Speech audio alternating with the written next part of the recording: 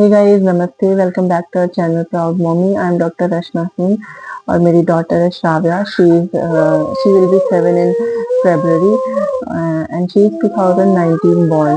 So अभी she has mild autism but she was diagnosed with moderate autism. तो ये हमारा कंटिन्यूस ऑलमोस्ट 4 years की जर्नी है। She was diagnose when she was 3 years 2 months old. तो almost हमें 4 years हो जाएंगे अब। तो ये हमारा पूरा डेडिकेटेड एफर्ट है, इतने सालों का हार्ड वर्क है कि श्राव्या अब माइल्ड है। लेकिन आज मैं जो बात करना चाहती हूँ वो बेसिकली बच्चों के बारे में नहीं है, ये बेसिकली हमारी mental health of special parents, मेरी अपनी मेंटल हेल्थ और आप सबकी मेंटल हेल्थ। तो मैं अपने मेंटल हेल्थ के बारे में बात करूंगी और हो सकता है कि मुझसे भी बहुत सारे लोगों को कुछ हेल्प मिल सकती है, कुछ स्पेशल पेरेंट्स को अगर हेल्प हो जाए जिनकी कंडीशन मेरी तरह होगी।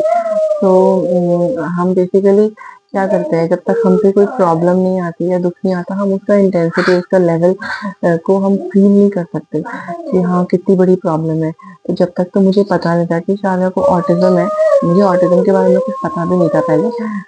तो उसके जो सिम्टम्स थे कि सर्कलिंग करना, स्पीच बिल्कुल नील, वर्बल स्टिमिंग करना, बहुत सारे इश्यूज थे, रॉकिंग करती थी, हैंड क्लैपिंग, बहुत सारे प्रॉब्लम्स थे। बहुत जल्दी उसमें उसके बिहेवियर से बहुत सारे वो गुस्सा हो जाती थी, बहुत जल्दी उसका पेशेंस लेवल बहुत पुअर था। तो ये सारे बहुत इश्यूज थे। बट स्लीप डिसऑर्डर से उसके बहुत ज़्यादा प्रॉब्लम थी उसके स्लीप में। तो ये सब इश्यूज तो थे, लेकिन जब पता ही नहीं था कि ये चीज़ें ऑटिज्म, तो हम सोचते ना कि हाँ बच्चा थोड़ा लेट बोल लेगा, जैसे तो सब लोग कहते हैं कि हाँ बच्चा थोड़ा लेट बोलेगा, ये तो ठीक है, नॉर्मल है। और 2019 बॉर्न है तो 2021 कोरोना की वजह से घर में ही लॉकडाउन हो गया था, तो किसी बच्चे को भी नहीं देख रहे, स्कूल में भी एडमिशन नहीं हो रहा है। किसी से आप कंपेयर कर सको ना कि इस एज का बच्चा जो है क्या क्या कर ले रहा, मेरा बच्चा क्या नहीं कर पा रहा। कोई किसी बच्चे को हम देख ही नहीं रहे। और स्कूल में भी कहीं से तो कोई हमको फीडबैक दे कि हाँ आपके बच्चे में कुछ तो इश्यूज हैं, तो आप डॉक्टर के पास जाओ। मैं स्लीप की वजह से डॉक्टर की अपॉइंटमेंट लेती थी, लेकिन फिर कोरोना की वजह से हम नहीं गए। तो फिर हमारे एक फ्रेंड ने इसके सिम्टम्स देख के उन्होंने सजेस्ट किया कि नहीं ये ऑटिज्म जैसा लग रहा है, तो आप मतलब डॉक्टर के पास जाओ। तो उस टाइम कोरोना भी खत्म हुआ, लॉकडाउन खत्म हो गया था। तो हम लोग गए, लेकिन उससे पहले हमने सारी रिसर्च भी कर ली। अब डर तो लग रहा था बहुत ज़्यादा, लेकिन कहीं ना कहीं मुझे लग रहा था कि नहीं नहीं, डॉक्टर कह रही है कि इसको ये प्रॉब्लम नहीं है, इस शादी में कैसे ये प्रॉब्लम हो सकती है, वो तो बिल्कुल नॉर्मल दिखती है। जो हम सोचते हैं कि उसका आईक्यू अच्छा है, वो तो सब कुछ उसको पता है। तो सबको यही लगता है कि हाँ बच्चे को हमारे मोबाइल चलाना आता है, ABCD आती है, नंबर आते हैं, कलर आते हैं, सब कुछ आता है, तो हमारे बच्चे को प्रॉब्लम कैसे होगी। बट हमें नहीं पता था कि ऑटिज्म क्या चीज़ है क्या डिसऑर्डर है। तो डॉक्टर के पास गए और फिर डॉक्टर ने देखते ही उन्होंने डायग्नोसिस दे दिया कि नो शेयर ऑटिज्म। तो मैं तो मतलब वहीं पे मैं आई वाज सो शैटर्ड, मैं वहीं रोने लग गई। लेकिन फिर उन्होंने थोड़ा गाइड किया कि आप थेरेपिस्ट मतलब असेसमेंट करा लो, ये कर लो। तो हाँ ये था मेरे अंदर अच्छा था कि मैं डिनायल मोड में नहीं रही कि मेरे बच्चे को नहीं हो सकता। जब उन्होंने कहा तो मैंने हाँ सारे सिम्टम्स तो मैच कर ही रहे हैं, तो मैं डिनायल मोड में नहीं गई कि मान लो डॉक्टर्स के चक्कर लगाऊंगी और सबसे मतलब पूछूँ ना कि नहीं नहीं है नहीं है। मैं फर्स्ट डे से मैंने असेसमेंट कराया और फिर थेरेपी, नेक्स्ट डे से थेरेपी के लिए मैं लाने लगी, इसको स्टार्ट कर दी मैंने थेरेपी। बट फिर वही चीज़ है ना कि हम मेरा इमोशनल रेगुलेशन हर एक इंसान का अलग अलग लेवल पे होता है। कुछ लोग बहुत स्ट्रांगली इमोशनली अपने को रेगुलेट कर लेते हैं, बहुत स्ट्रांग होते हैं, उनको वो इतना ज़्यादा टेंशन नहीं लेते, या प्रॉब्लम्स आती है तो वो सोल्यूशन पे ज़्यादा जाते हैं, इनफैक्ट वो टेंस हों और बहुत एंजाइटी ले। लेकिन मेरा ऐसा नहीं है, मेरा इमोशनल रेगुलेशन पहले से बहुत वीक था। मैं बहुत जल्दी इमोशनल हो जाती हूँ, बहुत जल्दी मुझे गुस्सा आ जाता है, और जब आता है तो मतलब मैं बहुत जल्दी रेगुलेट भी नहीं कर पाती, बहुत टाइम लग जाता है मुझे। और मेरे अंदर ये प्रॉब्लम थी कि मैं खुद को हाँ नेकलेस, मैं खुद को जस्टिफाई बहुत करती थी। मतलब कुछ प्रॉब्लम हुई, कुछ मैंने कुछ बोला या किसी ने कुछ बोला तो मैं उसमें बहुत जस्टिफाई करने में बहुत टाइम वेस्ट करती थी और बातें उससे बात बढ़ती रहती थी। और या तो फिर मैं क्या करती हूँ, मैं बहुत ज़्यादा जो मेरे क्लोज़ फ्रेंड्स हैं उनसे बहुत ज़्यादा मैं उम्मीदें लगा लेती हूँ, बहुत ज़्यादा मैं उनसे एक्सपेक्ट करने लगती थी। तो ये सारी चीज़ें मेरे में प्रॉब्लम थी।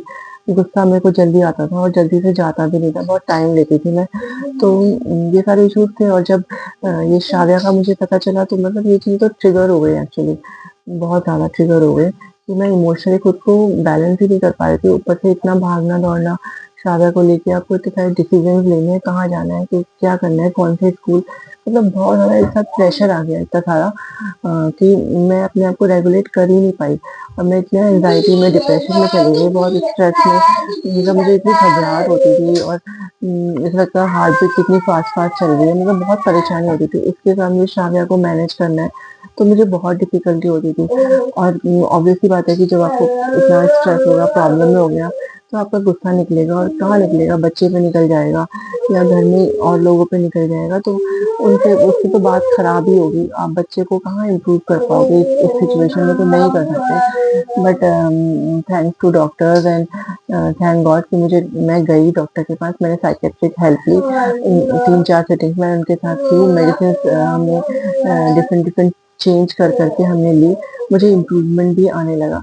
और आज मैं जो मेडिसिन ले रही हूँ मुझे बहुत सूट कर रही है and I am very very very happy. तो गाइस, अगर जो भी स्पेशल पेरेंट्स हैं उनको, वो अपने आप को रेगुलेट नहीं कर पा रहे हैं या उनको एंजाइटी इश्यूज, डिप्रेशन हो रहा है, उनको लग रहा है कि वो नॉर्मल से कुछ, मतलब उनको प्रॉब्लम फील हो रही है, तो प्लीज़ आप साइकियाट्रिस्ट के पास जाओ या साइकोलॉजिस्ट के पास जाओ, सेशंस लो। मेडिसिन लेने में कोई बुराई नहीं है, आप मेडिसिन की हेल्प लो, क्योंकि अगर आप खुश रहोगे तो अपने बच्चे को भी खुश रख पाओगे। क्योंकि उसके बाद से अब मैं इतना ज़्यादा मतलब खुश हूँ, मुझे अब प्रॉब्लम फील नहीं होती। मैंने खुद को बहुत इमोशनली मैं रेगुलेट कर पा रही हूँ, अब मैं किसी को जस्टिफाई नहीं करती, मैंने एक्सपेक्टेशंस भी सारी छोड़ दी मैं। अब मैं खुद पे ही डिपेंडेंट हूँ। मैं अपने बच्चे को स्कूल भी छोड़ती हूँ, लेके आती हूँ, थेरेपी जाती हूँ, थेरेपी से लेके आती हूँ। मेरी क्लास जाती है, पार्क जाती है, फिर घर पे मैं सारी थेरेपी शाम को पूरी देती हूँ। घर के भी, मतलब खाना बनाना ये सब भी मैं करती हूँ। थोड़ा, हाँ, थोड़ा मुझे हेल्प है मेरे हस्बैंड का, उन्होंने बहुत हेल्प की मुझे घर के काम में, जिससे कि मैं फ्री रहूँ और श्राव्य को ज़्यादा से ज़्यादा टाइम दे पाऊँ। तो वो सब तो बहुत हमने अच्छे से किया। लेकिन अब मैं खुश हूँ क्योंकि मुझे अब एंग्ज़ायटी नहीं होती, मैं डिप्रेशन में नहीं हूँ। मुझे अपने बच्चे में सारी पॉज़िटिव बातें दिखती हैं। मतलब पहले मुझे क्या था कि नेगेटिव चीज़ें ज़्यादा अफ़ेक्ट करती थी, मैं नेगेटिविटी को ही देखती थी और बहुत शौकीन हो जाती थी। पर अब मैं पॉज़िटिविटी को देखने लगी हूँ, नेगेटिविटी अब मैं बिल्कुल भी मतलब मेरे आस-पास नहीं है। मैं खुश हूँ कि मेरे बच्चे की, हाँ, मैंने इतने लेवल पे ला दिया, उसको माइल्ड कर दिया, इसमें काम करके हमने उसकी अंडरस्टैंडिंग बहुत बेस्ट है, स्पीच आ गई, क्वेश्चन आंसर लास्ट स्टेज में पहुँच गई, बस कम्युनिकेशन में थोड़ा इश्यूज़ है। ठीक है, थोड़े बहुत सिम्पटम्स भी हैं कि हैंड क्लैपिंग है, ओरोमोटर थोड़े इश्यूज़ रह गए हैं, बट ठीक है, अब मैं उन चीज़ों से परेशान नहीं हूँ, क्योंकि मुझे लगता है कि हाँ, ठीक है, अब इसमें बहुत इम्प्रूवमेंट है और एक इंडिपेंडेंट लाइफ वो लीड कर पाएगी। मैं उसको उतने लेवल पे तो लाके ही रहूँगी, चाहे कितनी मेहनत करनी पड़े। मैं अभी भी सारी एक्सरसाइज़ेज़ कराती हूँ, चाहे कुछ भी हो। मैं जितनी भी आपको एक्सरसाइज़ बता रही हूँ ना, आजकल जैसे चल रहा है ना प्रिमिटिव रिफ्लेक्स और ये सब, तो आप अगर एक्सरसाइज़ कराते रहोगे ना, तो जो प्रिमिटिव रिफ्लेक्सेज़ हैं उनकी भी एक्सरसाइज़ेज़ ऑलमोस्ट जो हम कर रहे हैं वो इस तरह की ही होती हैं, तो बच्चे के रिफ्लेक्सेज़ इंटीग्रेट आराम से हो जाएँगे।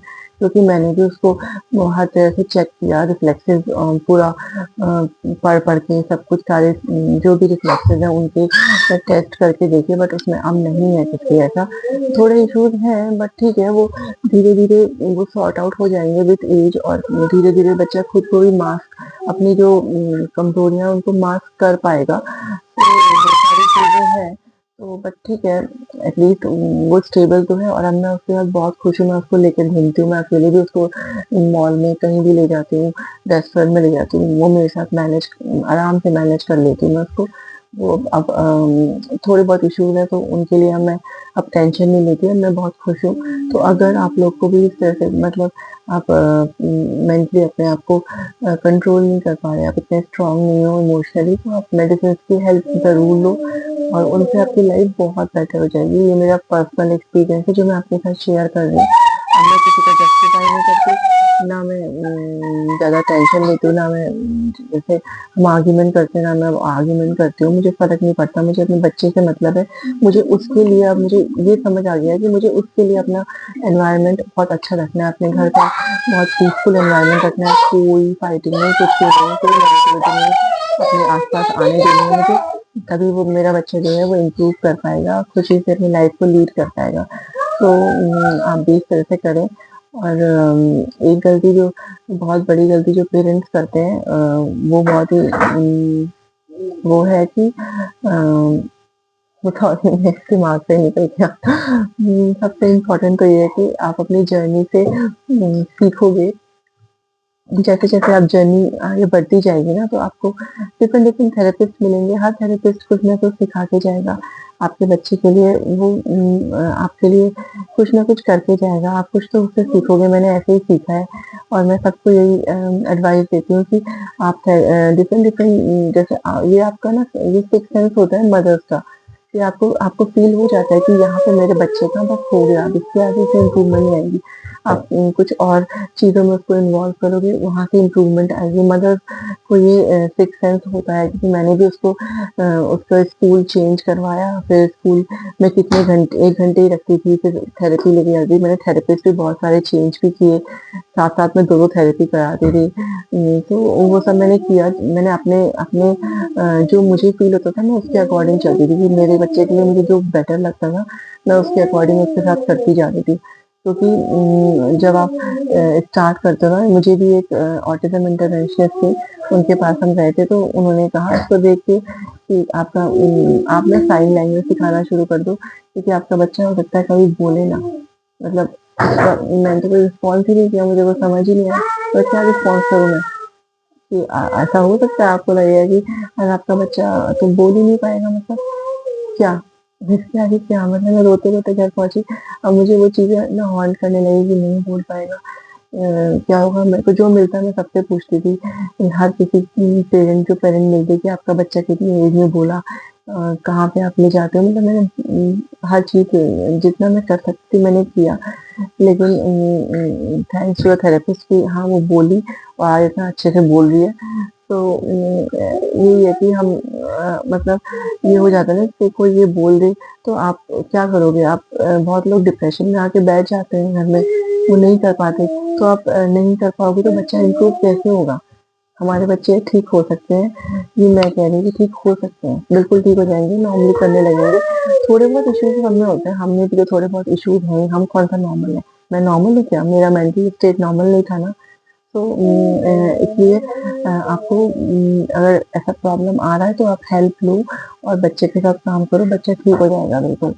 तो बहुत सारे पॉइंटर्स हैं जो पेरेंट्स को ध्यान रखने पड़ेंगे जो वो करना चाहते हैं। हाँ, मुझे याद आ गया ये सबसे इम्पोर्टेंट है कि हर पेरेंट ये आप मत सोचो कि बस स्पीच हमारे बच्चे की स्पीच आ जाए, बहुत लोग इस चीज़ के पीछे भागते हैं, तो ऐसा मत करो क्योंकि पहले बच्चे के सेंसरी इश्यूज़ डाउन करने पड़ेंगे और वो ऑक्यूपेशनल थेरेपी के थ्रू ही हो पाएगा। तो वो आपको करनी है, थेरेपिस्ट के पास भी करनी है, घर पे उससे ज़्यादा करनी है, थेरेपिस्ट से ज़्यादा करानी है और फिर जब सेंसरी इश्यूज़ डाउन होंगे, बच्चे के आई कॉन्टैक्ट अच्छा होगा, बच्चा अंडरस्टैंडिंग बढ़ेगी, फोकस अटेंशन आएगा, उसके बाद बच्चे में स्पीच भी आ जाएगी और फिर आपको स्पीच पे भी बहुत मेहनत करनी पड़ती है। ऑफ कोर्स हमारे बच्चे अपने आप नहीं सीख पाते, ये प्रॉब्लम है, पर आप मेहनत करोगे, आप हर जगह से टिप्स लो, आइडियाज़ लो और बच्चे पे काम करो, तो आपका बच्चा भी बिल्कुल ठीक हो जाएगा। ऐसा मत सोचो कि नहीं होगा और आप हमेशा इस चीज़ के पीछे मत भागो ना कि परफेक्शन, परफेक्ट तो कुछ भी नहीं होता ना, तो हम जितना इम्प्रूव कर सकते हैं उतना इम्प्रूव करो आप बच्चे को आप अपने साथ इन्वॉल्व करो, आप खुश रहो, बच्चे के साथ घूमो और बस इस तरह से लाइफ को आगे-आगे लेते जाओ, बच्चा भी बिल्कुल इम्प्रूव कर जाएगा और वो कर लेगा। So guys this is it mental health is very important so please अपनी मेंटल हेल्थ का ध्यान रखें। अगर आप खुद से नहीं कर पा रहे तो हेल्प लीजिए। There is no problem in taking help. आप इसको कुछ ऐसा मत समझिए कि हाँ, कुछ मतलब सोसाइटी क्या सोचेगी? सोसाइटी की तो फ़िक्र करो ही मत। आपको सिर्फ़ अपने लिए सोचना है, अपने बच्चे के लिए सोचना है। तो आप ज़रूर ही हेल्प लीजिए। Thank you so much for watching our channel, Proud Mommy. So guys, please do like, support, share, subscribe and comment on our YouTube channel Proud Mommy. Thank you so much.